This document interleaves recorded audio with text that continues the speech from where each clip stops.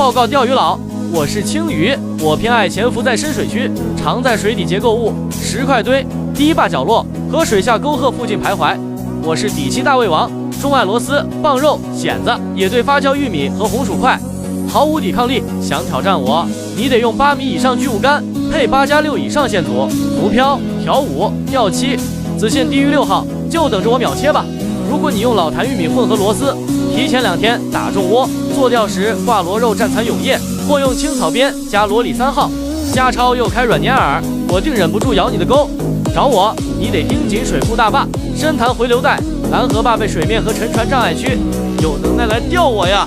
在河边等你，一决高下。